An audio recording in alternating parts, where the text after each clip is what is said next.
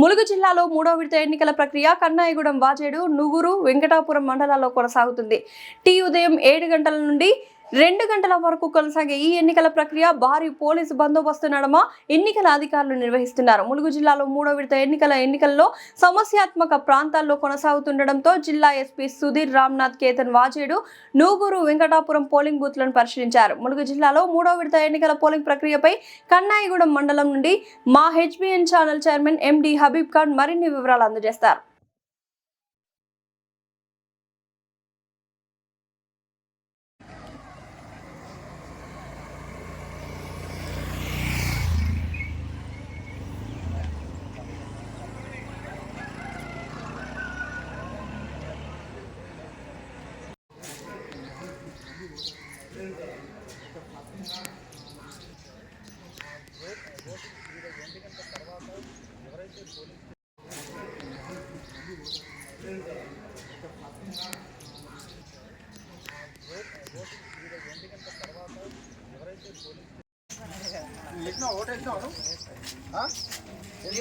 నిన్నే చూపెట్టమంటాడు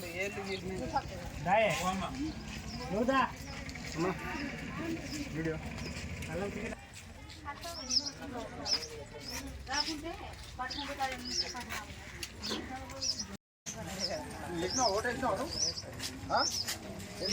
నిన్నే చూపెట్టమంటాడు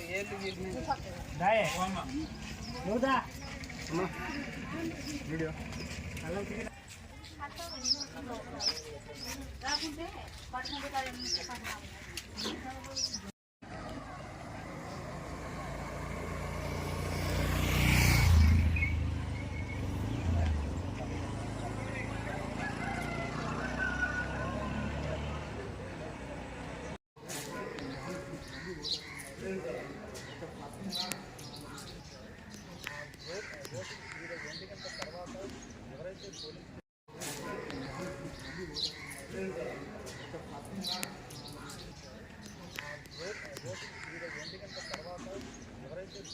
జిల్లా తుది విడత ఎలక్షన్లు ప్రశాంతంగా 7 గంటల నుంచి మొదలయ్యాయి.